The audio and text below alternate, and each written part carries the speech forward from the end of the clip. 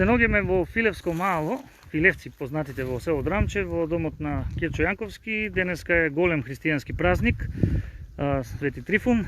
Се закројуваат лозјата на овој ден, но бидејќи ние сме лаици во оваа област, ќе прашаме човек кој знае што се е значено да се знае по повод овој ден и закројувањето на лозјата.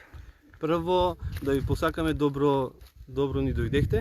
Така. И честитаме значи среќен празник на сите, Така. на Свети Трифун. Закројувањето на лозјето. Така. Се наоѓаме тука во Драмче да покажеме дека и во нашата општина значи може да се одгледува лозје.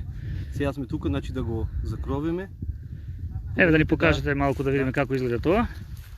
Ова тука што го има направено е шардоне, бело грозје. И почнуваме да го закровјаме. Боки повели, значи Горан Атанасов исто собственик на лозови насади од Росоман, село Рибарци. Таму веќе кроењето е завршено. Така.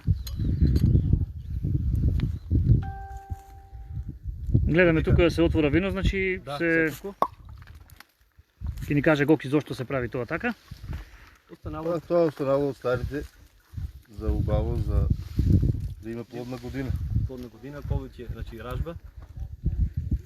Така. Се Господ напреде. Значи кроењето поставаме кондурче. Имаме прачка за лак после за врзување и другото оставаме после да го стеглиме. Сега ќе покажеме едно кроење. Ние сега кроеме со електрични ножици, што малку технологијата напреде. Значи доле се остава кондурче на две пупки.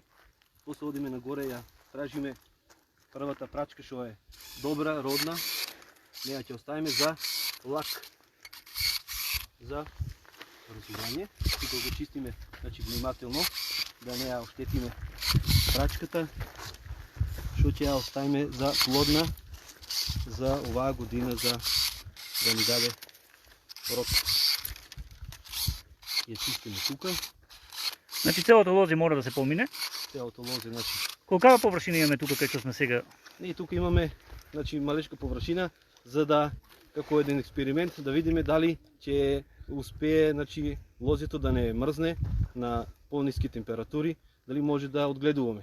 Така да што гледаме, значи како оваа година што имаше големи значи мразове, немаме големи штети. Значи тука може да видиме тука поблиску ако може да дојдете дека прачките са тука зелени на врво, значи нема мрзнење. Така да и ке нас во нашата општина може да се одгледува лозарство, така да може да и порачаме кој има желба да ни се приклучат и да се занимаваме со лозарство и винарство, да ја развиеме и нашата општина. Така да тоа е еден начин на кроење. Сега значи ве поканувам да одиме да го пробаме од минатата година, од ланската година, виното што го имаме направено. Повелете. Добро, благодариме на поканата. Сега ќе имаме можност значи да вкусиме од виното кој го произведоа овие двајца ентузијасти. Еве ова е теренот кај што е насадено лозето, им посакуваме среќа. Филевско мало, кога тргнувате од Делчево кон село Илјово, веднаш после знакот за село Илјово скреснувате десно и самиот пат ќе ве нанесе токму кон домот на Кирчо Јанковски. Прекрасна природа гледаме овде. Се упатуваме значи да пробаме од минатогодишната реколта. Кирчо Јанковски е познат на читателите на Делчево 365. Знаете дека во неколку наврати имаме направено, имаме снимено во неговиот дом, во неговата винарија која е во зачеток.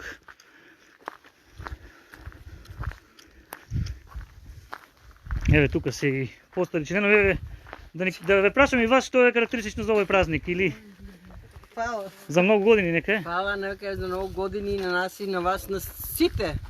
Така, благодариме. Да. Еве овде Кирчо одгледува и домашни животни, Да. кокошки. Убава природа на вистина.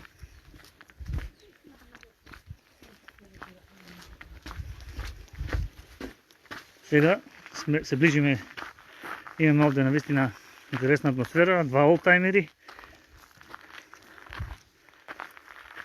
И тука сме веќе на местото каде е винаријата, каде што веќе дегустираме дел од минато годишната реколта 2021. Да. Да споменеме нешто и за самото вино. Самото, значи, овоја е кадарка, сега што ќе ја пробаме, што имаме припремано, тука имаме и шардоне, значи припремано за днеска. Откако го, значи, отвараме Така? шишето, го ставаме во декантер.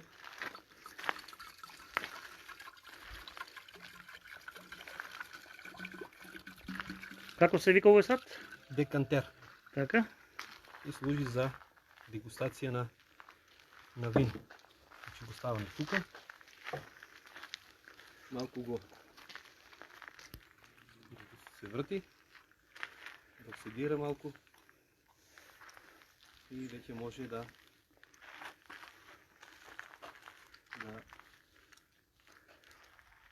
се служи. Ово е црвено вино, потекнува од Рибрци, општина Росоман, производител Горан Атанасов и на лозовите насади. Каква сорта рековме? Кадарка.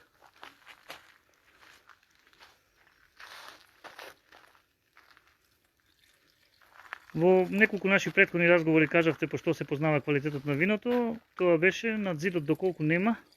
На зидот доколку има, значи сега ако при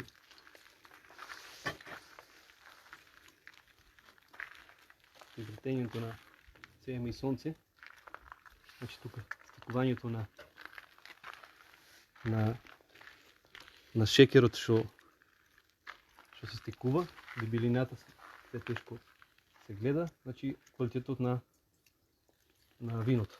Да, мината година како беше? Колку успеавте да произведете да...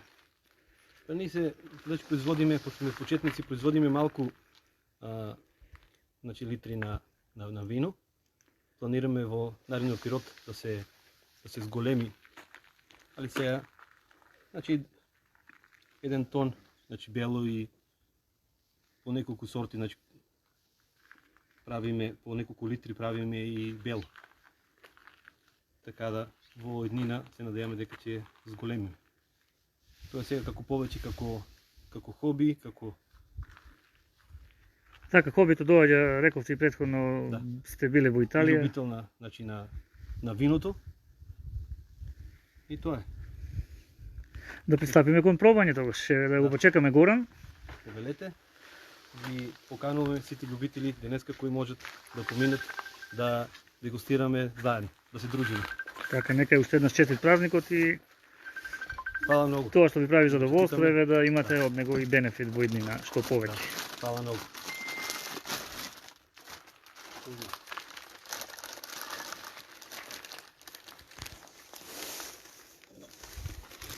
Еве нека е на здравје.